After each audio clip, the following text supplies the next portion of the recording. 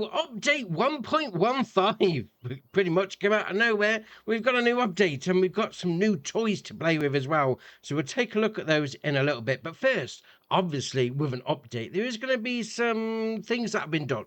We'll go with that anyway. So, first off, changes and improvements. So they've adjusted the ambient lighting to avoid hard cut when transitioning between day and night, fixed the consistency of interior camera height independent of camera suspension setting, fixed the Graben olive orchards not being aligned to the terrain, fixed the large spruce trees on Highlands Fishing Kinleg to work with the harvester, fixed the Lely vector feeding robot animation in multiplayer, fix a meadow amount of pastures not being determined correctly in some cases, such as the Highlands Fishing free place cow pasture, which I think everyone's had a problem that's been on that start farm on Kinlake. Yeah, those cows are very picky, but all right, we'll carry on anyway. So fix the overall game brightness being too high when using DLSS. Fix players not being able to open fence gates fulfilled part of a contract in multiplayer.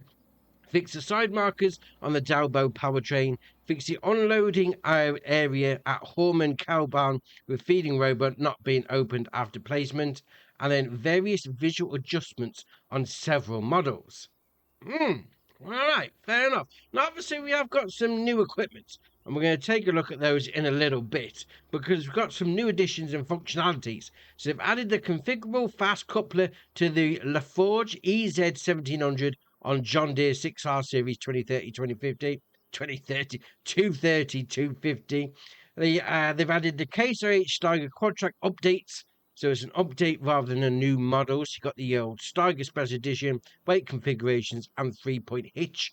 They've also got a section on modding. So they've added root crop belt field type category for use in auger wagons to support onions with the Highlands Fishing presence. Fix loading of custom field types in mods to allow for custom spray types. Right, fair enough. Now, obviously, at the end of it, it does say, as with all major updates to Farming Simulator, you may experience stuttering for the first game launch after the update when using mods or custom graphic settings due to these shaders being recompiled. So, obviously, just you jump in, you have a little walk around, you could go into the flyover mode, that sort of thing, have a little drive around. It should sort itself out, and then you're good to go. Now, obviously, the game is not the only thing that's had an update. There's some other things as well. So the first one is going to be the old Highlands Fishing DLC. That's had an update as well. As well as the already mentioned Meadow issue on the start farm, they have added the Roper Kyler 2 to the onion category, added support for base game vehicle Grimmy RH2460 and Hauer KUW2000 to load onions, fixed the boat turning off automatically with automatic motor start setting turned off, fixed the fenders on the New Holland T8000 series, fixed fishes in the fish lake placeable not being visible. Yeah, I had that. They were nowhere to be seen. Fix the onion harvest mission is not working anymore after reloading a save game with the mission already active. Fix the problem when placing storage extensions next to bulk haul. Fix the traffic vehicles visibly jumping up and down depending on the distance to a player. Improve the steering modes on the JCB Fast Track 2000 series. Improve the working behaviour on the Vader Stat Proceed V24. Remove some objects below the terrain preventing deformation and construction. Various visual adjustments around the map and various visual adjustments on several models. Now, the updates keep on coming, to be fair, because they've also done an update for precision farming. They've only got a little one on this one, so we've got improved performance when working with a crop sensor, fix the applied nitrogen with PWM sprayers in certain situations, fix the synchronization of automatic application rate after joining a server, and fix the sprayer effects of PWM is used on the Nexat Damon module.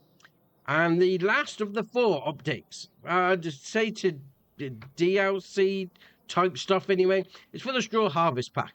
So they've added more tyre size configurations to the Chrome Big Pack 1290 HDP2, improved the visuals of reflectors on the Chrome Big Pack 1290 HDP2, fixed the ground reference node threshold for pickups, reduced the control speed and acceleration of the haul crane, adjusted the object storage hall to be half storage and half garage, fixed clipping ceiling lights of halls, fixed the heat behaviour in between wood walls inside the hall, fix the invalid type entity straw plane, Fix the setting of maximum number of height types.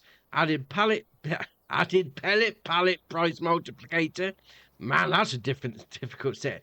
Added pellet price multiplicator. There we are, that's better.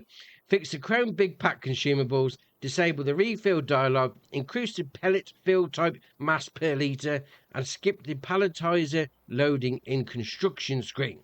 Right, so now we got past all the updates, we've got some new things. New things. We've got 3 new machines and 1 update, which is basically that one. So we're going to go with that one first. So if you go into your large tractor category, and we go over to the old Steiger series just there. So we have the option now. I mean, it goes all the way up to 785, which is all right. Obviously, you got the caller track. See, this is a base game version. Anyway, the option that they've added is this. Bright green. Oh dear, oh dear. I mean, it did say some other things. You've got 3-point or standard on the back. You've got additional weights as well. Go with the 3-point. I would every day of the week. And I would go with the quarter track broad because the wider ones just look better. Fair enough. I mean, you do have the option to have configuration US and EU. And if you go for the US version, you can actually change a couple of other things, to be fair. Actually, what did that turn on? There we are. So front weight. That's it. So standard, you then got a 1975 kilo front weight, and then standard. So if you want the weight on the front, you are going to have to go for the US version. Right, so that's the first one. I mean, if you've used this one before, you know all about what the Steiger is. Big honking tractor. I mean, we've gone for the top one here. So what's that? 785 horsepower. Go for a 3-point on the back. Just makes it more versatile every day of the week. Now, obviously, there isn't any animations, but from the outside, it's looking pretty good. And the inside's looking all right as well. Everything moving around, as you'd imagine. All right, fair enough. Now, one of the new machines that we did get today was the Case IH Vestrum series. So it's got a 110 horsepower engine, 24 mile an hour to start with, and I hope, well, say to start, it's going to be 24 mile all around, though, isn't it? And at 111.5 grand to buy if you don't go for the beacon lights. If you go for nothing, that's your standard base version.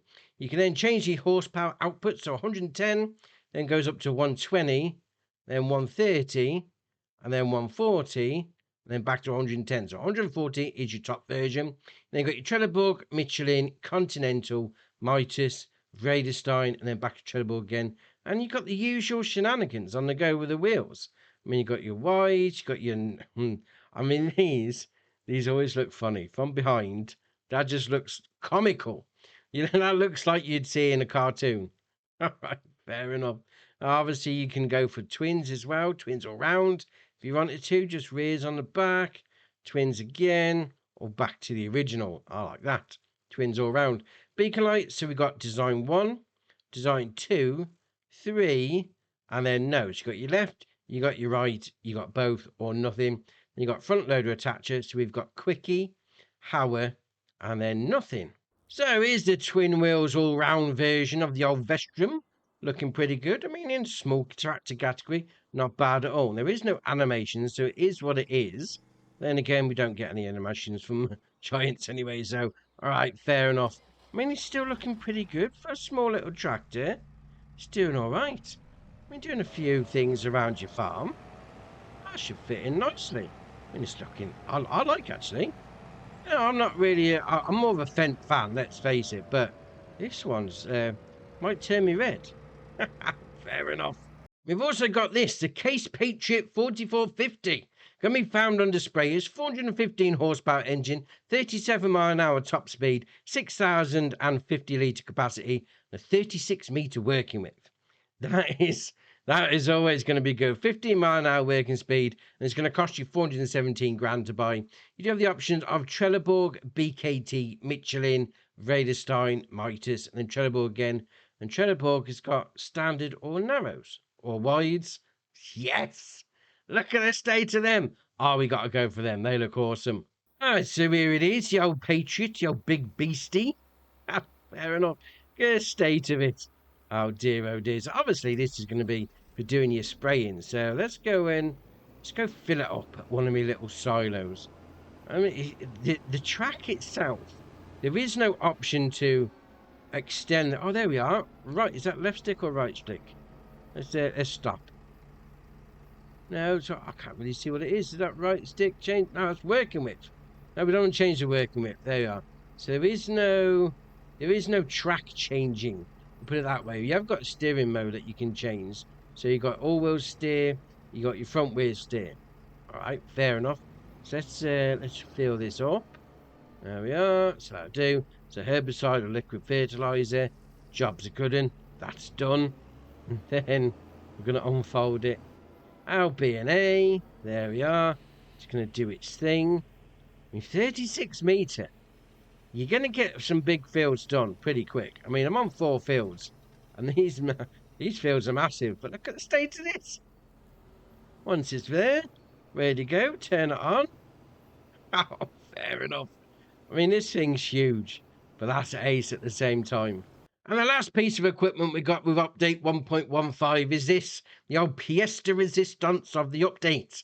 For some people, if you don't like green, you know, you're going to leave it alone, let's face it. So we've got this, the John Deere 9RX Series 710-830. So it starts off with 781 horsepower, 24 mile an hour top speed, and a 695 grand price tag.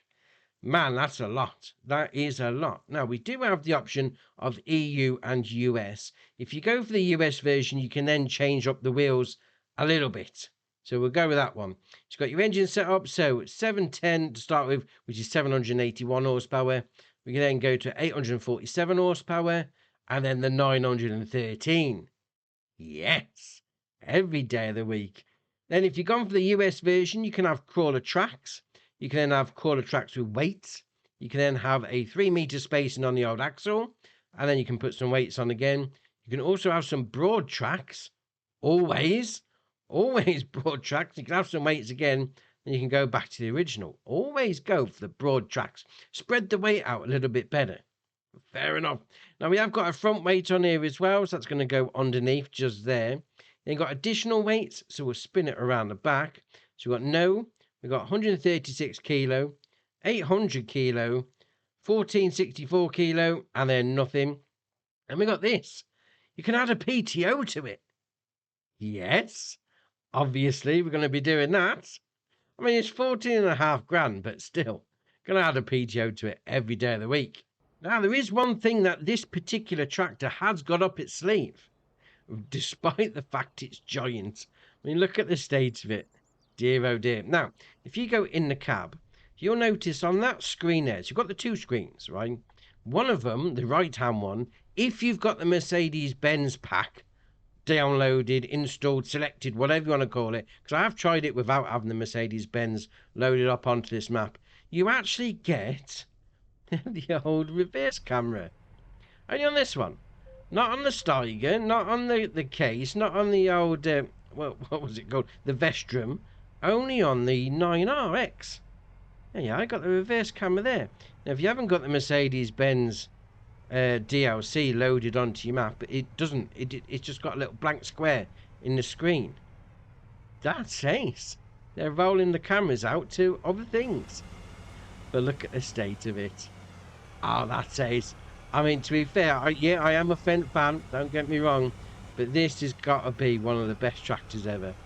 It just looks ridiculous. Look at the state of it. I love it.